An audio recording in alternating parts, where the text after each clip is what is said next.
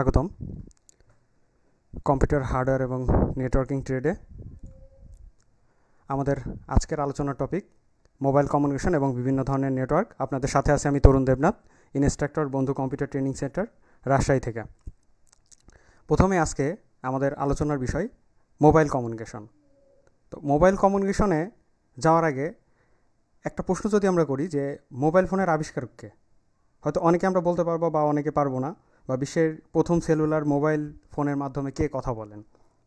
তো তার উত্তরে আসবে যে ব্যক্তিটির নাম, তিনি হলেন মার্টিন কুপার। 1973 সালে উনি মোবাইল ফোন তৈরি করেন। প্রথম উনি মোবাইল ফোন তৈরি করে নিজে কথা বলেন ওনার প্রতিদ্বন্দ্বী মূলত AT&T কোম্পানির জুয়েল ইঙ্গেলের সাথে, যিনি ছিলেন AT&T কোম্পানির ইঞ্জিনিয়ার। তো প্রথম এই যে ফোনটি ওনার হাতে দেখছেন, ফোনের সাইজটা ছিল অনেক বড়, যে কারণে এই ফোনের নাম দেওয়া হয় ব্রিক ফোন। একে একে তারপরে আস্তে আস্তে আমাদের এই ফোন চেঞ্জ হতে হতে আজকে এই পর্যায়ে এসে দাঁড়িয়েছে। অর্থাৎ প্রথম আমাদের ফার্স্ট জেনারেশন ছিল, যেটা 1981 দিকে আমাদের মার্কেটে আসে। তারপর আমাদের একে একে second generation, third generation, fourth generation, এবং বর্তমানে আমাদের ফোর্থ জেনারেশন চলছে। আস্তে আস্তে আমাদের ফিফথ জেনারেশনের দিকে আমরা এগুচ্ছি।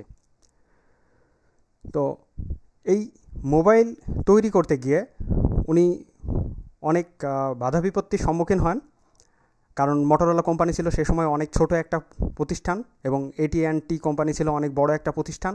তো মোটরোলা চেয়েছিল যে প্রত্যেকের হাতে একটা ডিভাইস থাকবে, এমন একটা ডিভাইস যেটা মানুষের আইডেন্টিটি হবে এবং একসময় মানুষ এটাতে কথা বলবে। এইরকম একটা জাস্ট চিন্তাভাবনা থেকেই, এবং ওয়্যারলেসলি, বিশেষ করে তার ছাড়া কীভাবে কথা বলা যায়, এই বিষয়টা কিন্তু তিনি এনশিওর করতে চেয়েছিলেন। তো তার এই আবিষ্কারের ফলেই আজকে আমাদের ফোন পাওয়া, মোবাইল ফোন বা বলি সেলুলার ফোন। তো মোবাইল ফোন বলার অর্থ হচ্ছে মোবাইল শব্দের অর্থ এখানে হচ্ছে চলমান, অর্থাৎ আপনি হাতে করে নিয়ে ঘুরে বেড়াতে বেড়াতে যে ফোনে আপনি কথা বলতে পারবেন সেটি হলো আমাদের মোবাইল ফোন। এরপর আসছে আমাদের সেলুলার যেটা ফোন আমরা বলছি, মোবাইল ফোনেরই আরেকটা নাম সেলুলার ফোন। আসলে মোবাইল ফোনগুলো মূলত কাজ করে একটা সেল বেসড, অর্থাৎ একটা রিজিয়ন বেসড। আমরা একটু পরে দেখবো যে মোবাইল সেল বা দেখা যাচ্ছে কমিউনিকেশন সেল কি, এবং সেই জায়গা থেকে আসলে কিন্তু মূলত আমাদের সেলুলার ফোনের নামকরণ করা হয়েছে। তো প্রথমে দেখি যে মোবাইল কমিউনিকেশনে কিভাবে আমাদের কাজ করে মোবাইল কমিউনিকেশনটি। তো ফার্স্টে আসছে আমাদের মোবাইল কমিউনিকেশনে অ্যানালগ সিগন্যাল থেকে প্রথমে আমাদের ডিজিটাল সিগন্যালে কনভার্সন আছে ক্ষেত্রে। তো প্রথমে আমাদের যেটা আমরা মোবাইল সিগন্যাল পাই আমরা, সেটা হচ্ছে অ্যানালগ সিগন্যাল। আমরা যখন কথা বলছি, এই যে আমরা কথা বলছি মোবাইল, আমি যদি আমার ফ্রেন্ডের সাথে কথা বলছি, দেখেন উনি কথা বলছে, তো ওনার যে ফোনের যে মাইক্রোফোন আছে সেই মাইক্রোফোনে কিন্তু একটা অ্যানালগ সিগন্যাল কিন্তু ইনপুট হয়। তো এই অ্যানালগ সিগন্যালকে পরবর্তীতে কনভার্ট হয়ে আমাদের ডিজিটাল সিগন্যালে কনভার্ট করে। অতঃপর এই ডিজিটাল সিগন্যালের প্যাটার্নটা কিন্তু আমাদের বিট প্যাটার্ন যদি আমরা ধরি, তাহলে বিট প্যাটার্নটা আমাদের এই ধরনের 101010 বা 01111 সামথিং, এই টাইপের আমাদের ডিজিটাল সিগন্যালের একটা কমিউনিকেশন হয়। এরপর এই যে ডিজিটাল সিগন্যালটা আছে, এই ডিজিটাল সিগন্যালের একটা মেজর লিমিটেশন হচ্ছে এ কিন্তু বেশি দূর পর্যন্ত ট্রাভেল করতে পারে না। কিন্তু আমাদের তো অনেক লং ডিস্টেন্সে কমিউনিকেশন করার দরকার। সাপোজ আমি এখানে বসে, আমার ফ্রেন্ড আছে ঢাকাতে, তার সাথে কথা বলছি, তাহলে সেই ক্ষেত্রে কীভাবে আমরা কমিউনিকেশন করে থাকি? তো এই ক্ষেত্রে অবশ্যই আমাদের একটা অ্যানালগ সিগন্যালের আবার প্রয়োজন হবে, অর্থাৎ ডিজিটাল সিগন্যালকে আবার আমরা অ্যানালগ সিগন্যালে কনভার্ট করবো। কিন্তু এইবার যে অ্যানালগ সিগন্যালটা ব্যবহার করব, অর্থাৎ আগে যে অ্যানালগ সিগন্যালটা এই যে আমাদের ছিল, এইটার যে আমাদের ফ্রিকোয়েন্সি কম বা সাউন্ড কম, এইবার যে সিগন্যালটা ব্যবহার করবো সেটা সাউন্ড কিন্তু আমাদের অনেক বেশি হবে, অনেক হাই পাওয়ার থাকবে। এই ধরনের সিগন্যাল কিন্তু আমরা কনভার্ট করব। তো এখন আসি, তো এই যে আমাদের প্রথমেই 1010 সিগন্যাল পাইলাম, ওই 10 সিগন্যালকে আমাদের কনভার্ট করতে হবে। এই ক্ষেত্রে আমাদের একটা সিগন্যালের আমাদের কয়েকটা প্রপার্টিস থাকে, যেমন সিগন্যালের অ্যাম্প্লিটিউড থাকে, ফ্রিকোয়েন্সি থাকে, সিগন্যালের ফেজ থাকে। তো এই যে বেশ তিনটা আমাদের প্রপার্টিস বললাম, মেজর তিনটা প্রপার্টিস, অ্যাম্প্লিটিউড, ফ্রিকোয়েন্সি এবং ফেজ, তার উপরে ভিত্তি করে এই সিগন্যালকে আমাদের কনভার্ট করা হয়। অর্থাৎ কালকে আমরা যেটা দেখছিলাম মডুলেশন টেকনিক, এই ধরনের আমাদের কনভার্ট করা হয়। তো কনভার্ট করার পরে আমরা অ্যানাদার একটা সিগন্যাল পাই, এবং যে সিগন্যালটাকে আমরা, এই যে ফোনের উপরের দিকে আমাদের অ্যান্টিনা থাকে, আপনারা যদি আগের ফোনগুলো দেখে থাকবেন তাহলে দেখবেন যে সেই ফোনের অ্যান্টিনাগুলো অনেক লম্বা ছিল। তো এই অ্যান্টিনাগুলো আস্তে আস্তে ধীরে ধীরে ছোটো হতে হতে এখন কিন্তু অ্যান্টিনাগুলো দেখাই যায় না, অর্থাৎ ফোনের মধ্যেই বিল্ট ইন হয়ে গেছে। তো এই অ্যান্টিনাগুলো থেকে আমাদের ইলেকট্রোম্যাগনেটিক ওয়েভ জেনারেট হয়, এবং ইলেকট্রোম্যাগনেটিক ওয়েভটা পরবর্তীতে জেনারেট হয়ে আমাদের এখান থেকে, আমাদের ফোন থেকে আমাদের মোবাইল যে বেজ স্টেশন আছে, বেজ স্টেশনে চলে যায়। এরপর আমাদের মোবাইল কমিউনিকেশনে আমাদের মোবাইল টাওয়ারগুলো আবার কিভাবে কমিউনিকেশন করে। তো একটু দেখি যে কমিউনিকেশন সেলগুলো কী, বা আমরা যে বলি যে সেলুলার ফোন, অর্থাৎ সেলুলার ফোন বলার অর্থ হচ্ছে এটা একটা সেল বেসড রিজিয়নে কাজ করে। এই হলো আমাদের একটা সেল, কমিউনিকেশন একটা সেল। তো এই সেলের প্রত্যেকটা সেলের কেন্দ্রে থাকে একটা আমাদের মোবাইল টাওয়ার। এই দেখেন এখানে কতগুলো টাওয়ার রয়েছে, অনেকগুলো টাওয়ার রয়েছে। তো এই যে সেন্টারে থেকে আমাদের এই যে সেলুলার ফোনগুলো আমাদের কমিউনিকেশন করছে, এইভাবে কিন্তু আমাদের একের পর এক কিন্তু মনে করেন যে অনেকগুলো আমাদের মোবাইল টাওয়ারগুলো কিন্তু নিজেদের মধ্যে রিলেটেড থাকে। তো একটা প্রশ্ন জাগতেই পারে যে এই যে একটা ছয় বা ষড়ভুজ আকৃতির একটা আমাদের স্ট্রাকচার তৈরি হয়েছে, কেন ষড়ভুজ আকৃতির? আমরা তো অন্য কোনো আকৃতির হতে পারতো ত্রিভুজ হতে পারতো আপনার হচ্ছে যে সার্কেল হতে পারতো, বা হতে পারতো আপনার স্কোয়ার হতে পারতো। তো কেন সেটা না হয়ে এই ষড়ভুজই হলো?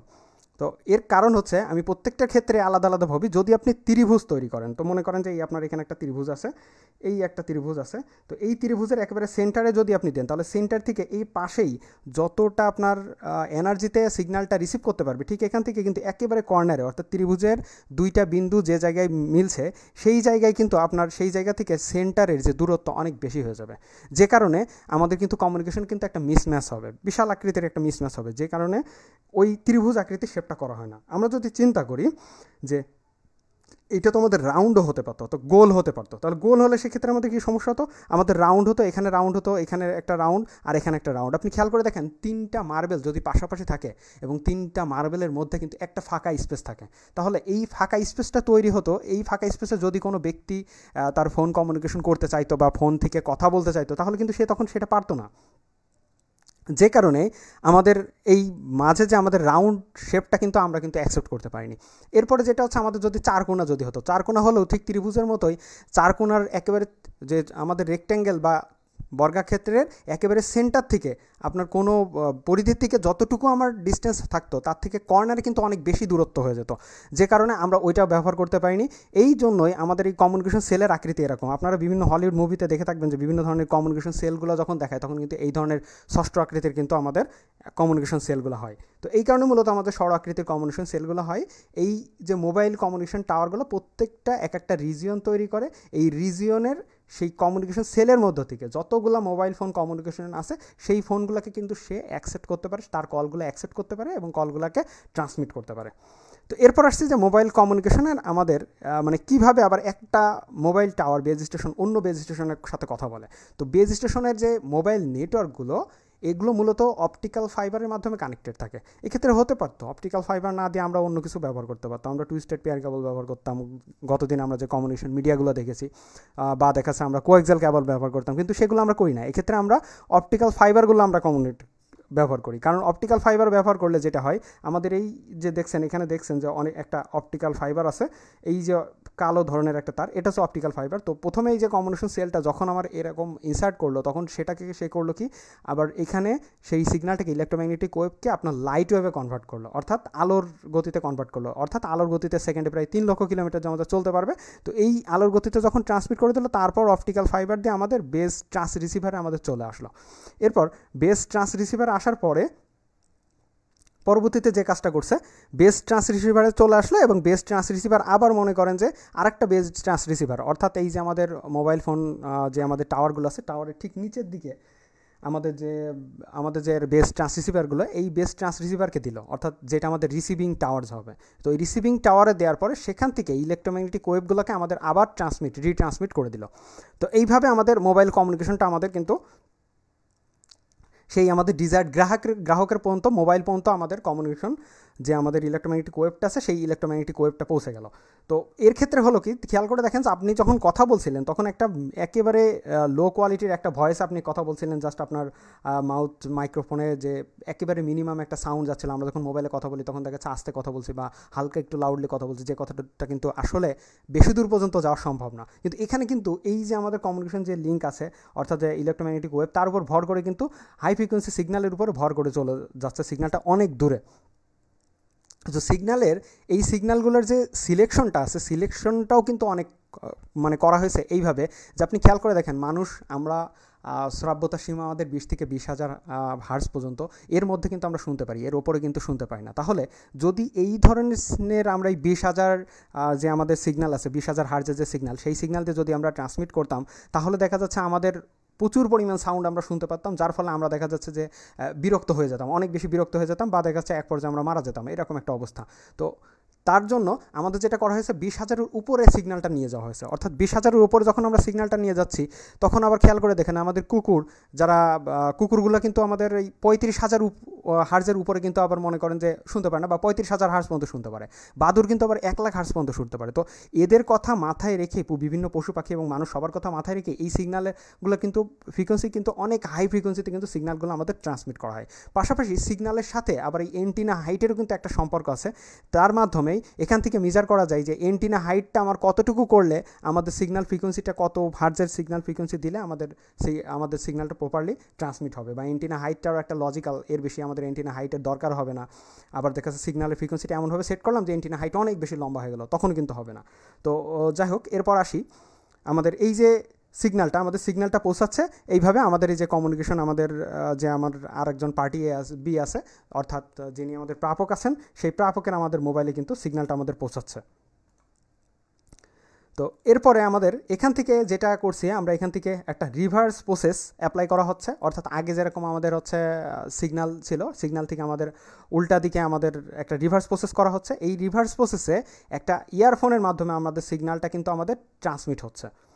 সিগন্যালটা আমাদের কন্টিনিউয়াসলি এইভাবে আমাদের, তারপরে ডিজিটাল সিগন্যাল হয়ে গেল, আবার সেই ডিজিটাল সিগন্যাল, অর্থাৎ ওই যে হাই ফ্রিকোয়েন্সি সিগন্যালটাকে, ওই সিগন্যালটাকে ফিল্টার করে আমাদের জাস্ট আমরা একটা লো ফ্রিকোয়েন্সির একটা সিগন্যাল, আমাদের যেটা ভয়েস সিগন্যাল আছে, সেই ভয়েস সিগন্যালে কনভার্ট করলাম। অতঃপর সেই সিগন্যালের সাথে কিছু অ্যাম্পলিফিকেশন বা দেখা যাচ্ছে সিগন্যালের কিছু বর্ধিতকরণ এবং পাওয়ার দিয়ে আমরা সেটাকে মাইক্রোফোনের মাধ্যমে আমরা এই যে সাউন্ডটা শুনতে পাই। তো এইভাবে কিন্তু আমরা মোবাইল কমিউনিকেশন করে থাকি। এবং প্রসেসটা দেখেন কত জটিল, আমরা কিন্তু চিন্তাই করি না যে আমরা যখন কথা বলি তখন এতগুলো প্রসেস কিন্তু আমাদের কমিউনিকেশনের মধ্যে আমাদের কিন্তু চলছে। তো এখানে অ্যানাদার একটা মেজর একটা টার্ম হচ্ছে যে কিভাবে আমাদের গ্রাহক নির্দিষ্ট করা হয়।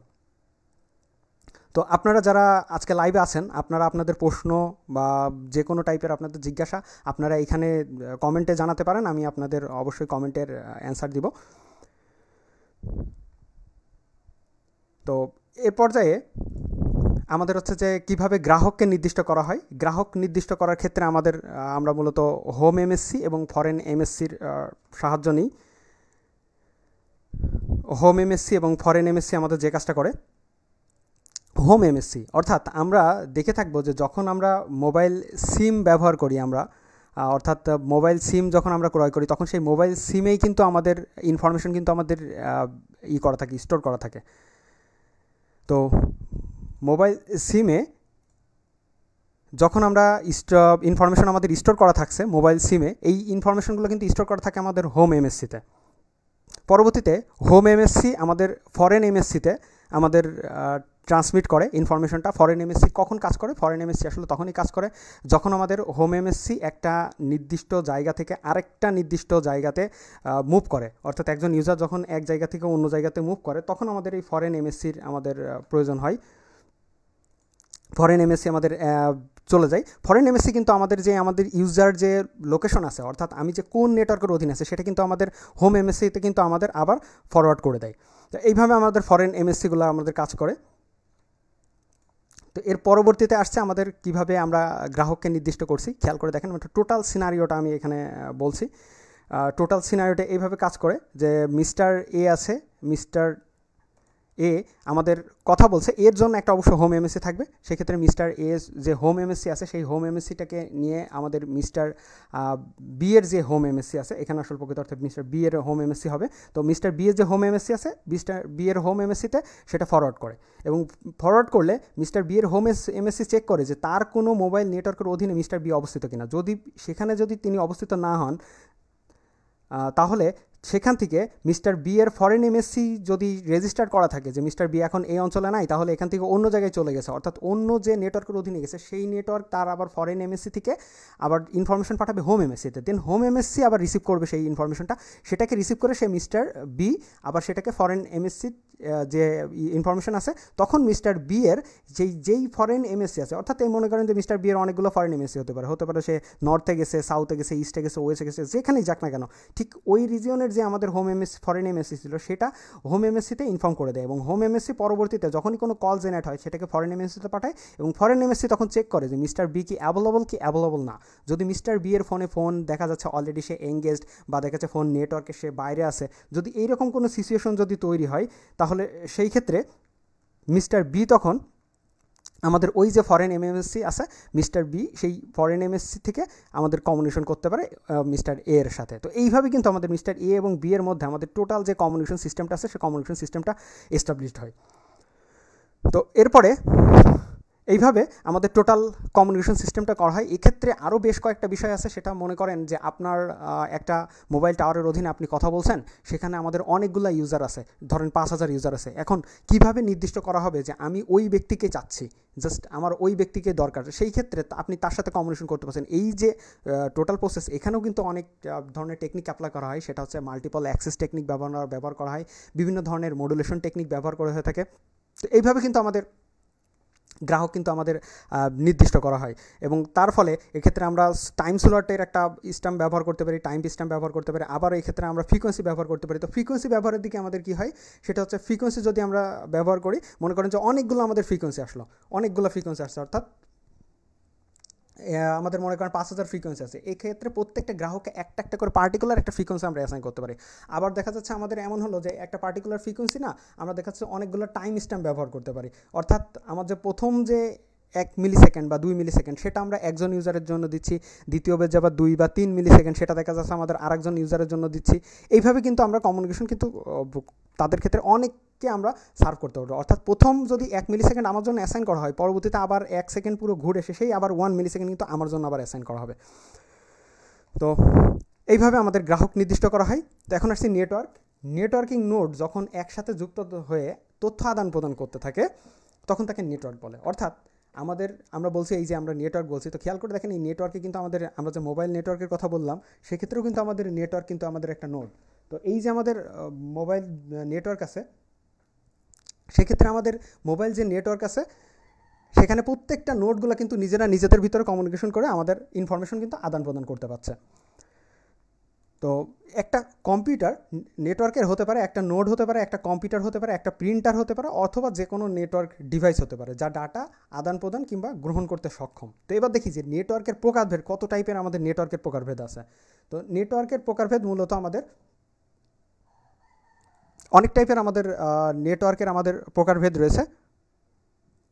যেমন আমাদের প্রাইভেট নেটওয়ার্কে যেটা আছে আমাদের, এটা হচ্ছে আমাদের মালিকানা অনুসারে যখন আমরা সিলেক্ট করে থাকি, তখন সেটা হচ্ছে আমাদের প্রাইভেট নেটওয়ার্ক হতে পারে এবং পাবলিক নেটওয়ার্ক হতে পারে। তো প্রাইভেট নেটওয়ার্কে যেটা হচ্ছে সেটা হচ্ছে আমাদের আইপি অ্যাড্রেসের আর্কিটেকচার অনুসারে আমাদের প্রাইভেট নেটওয়ার্ক করা হয়, এবং এই ক্ষেত্রে আইপি ভার্সন 4 এবং আইপি ভার্সন 5 যেটা আছে 6 আইপি ভার্সন যেটা 6 আছে, অর্থাৎ এখানে আমাদের কিন্তু অক্টেট আছে। আমরা নেক্সট ক্লাসে দেখবো যে আইপি ভার্সন 4, আইপি ভার্সন 6 এইগুলো কি আসলে মূলত কীরকম বা এদের স্ট্রাকচার কীরকম, তো এটা আমরা দেখব। এবং এই ক্ষেত্রে আমাদের আইপি ভার্সন 4 এবং 6 প্রাইভেট আইপি রেঞ্জ নির্ধারণ করে।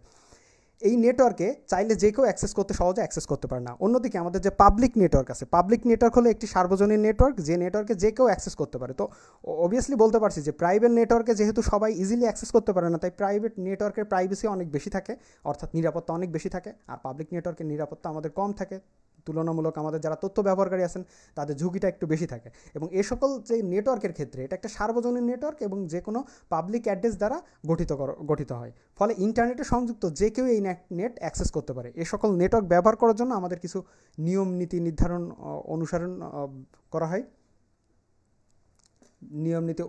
হয়। তো এরপরে যেটা আছে আমাদের নেটওয়ার্কের প্রকারভেদ, সেটা হচ্ছে সার্ভিস প্রদান এবং কাঠামো অনুসারে আমাদের পিয়ার টু পিয়ার নেটওয়ার্ক, এবং আমাদের এর সাথে আছে আমাদের ক্লায়েন্ট সার্ভার নেটওয়ার্ক। তো ক্লায়েন্ট সার্ভার নেটওয়ার্ক এবং পিয়ার টু পিয়ার নেটওয়ার্কে যেটা করা হয়, যে নেটওয়ার্কে আমাদের প্রতিটা কম্পিউটার আমাদের রিসোর্স শেয়ারের ক্ষেত্রে সমান ভূমিকা পালন করে। অর্থাৎ মনে করেন যে এখানে কোনো সার্ভার থাকবে না, এখানে কোনো ক্লায়েন্ট থাকবে না, অর্থাৎ 4-5টা কম্পিউটার নিয়ে একটা আমরা পেয়ার টু পেয়ার নেটওয়ার্ক তৈরি করতে পারি এবং এই নেটওয়ার্কগুলোর নিজেদের কোনো ডেডিকেটেড সার্ভার থাকে না, ফলে পিসির মধ্যে নিজেদের মধ্যে কমিউনিকেশন করতে থাকে এবং গুরুত্বের দিক দিয়ে সবাই সমান, সব পিসি ক্লায়েন্ট সার্ভার হিসেবে কাজ করে থাকে। তো ক্লায়েন্ট সার্ভার নেটওয়ার্কের ক্ষেত্রে আমরা যদি চিন্তা করি, আগে পিয়ার টু পিয়ার নেটওয়ার্কে খেয়াল করে দেখেন যে প্রত্যেকটা পিসি কিন্তু নিজেদের সাথে কমিউনিকেশন করতে পারছে, অর্থাৎ যখন আমার ইনফরমেশন দরকার হচ্ছে কেউ সার্ভার আকারে ইনফরমেশন পাঠাতে পারছে, কেউ আবার মনে করেন যে আমার ক্লায়েন্ট হিসেবে রিসিভ করতে পারছে, এইরকম একটা অবস্থা পিয়ার টু পিয়ার নেটওয়ার্ক, অর্থাৎ কেউ নির্দিষ্ট না, অর্থাৎ যার রিসোর্স সে এসে শেয়ার করতে পারে। এবার ক্লায়েন্ট সার্ভারের ক্ষেত্রে দেখেন যে ক্লায়েন্ট সার্ভার কীভাবে কাজ করে, যে প্রথমে ক্লায়েন্ট একটা রিকোয়েস্ট করবে যে আমার এই ইনফরমেশনটা দরকার, দেন সার্ভার সেটা তাকে দেবে, দেন ক্লায়েন্ট আবার বলবে হ্যাঁ আমি ইনফরমেশনটা পেয়েছি। তো এইভাবে কিন্তু ক্লায়েন্ট সার্ভারের ভিতরে আমাদের কমিউনিকেশনগুলো চলে। তো এই সার্ভিসের সময়ের মূল্যর প্রধান হচ্ছে file, print, message, database application ইত্যাদি, এই ধরনের ক্লায়েন্ট সার্ভার নেটওয়ার্কে আমাদের কাজ করে থাকে। তো এরপরে নেটওয়ার্কের প্রকারভেদ যদি আমরা কার্যক্ষেত্রের ভিত্তিতে দেখি, অর্থাৎ কার্যক্ষেত্রের ভিত্তিতে যদি বলি, তাহলে নেটওয়ার্ক 3 প্রকার আছে। এইটা হচ্ছে ল্যান, ম্যান 1, এছাড়া আছে আমাদের প্যান আছে আরেকটা, যেটা হচ্ছে আমার পার্সোনাল অ্যাক্সেস নেটওয়ার্ক, পিএন।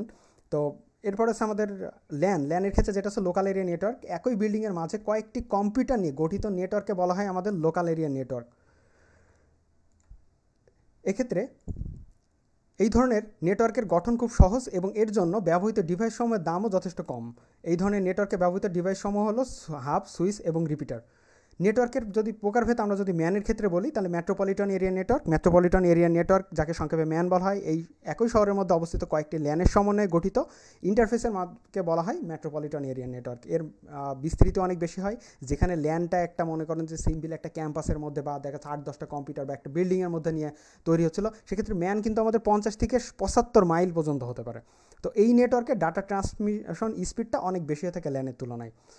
তো আপনি চিত্রে দেখতে পাচ্ছেন যে অনেকগুলো আমাদের ল্যান কানেকশন আছে এবং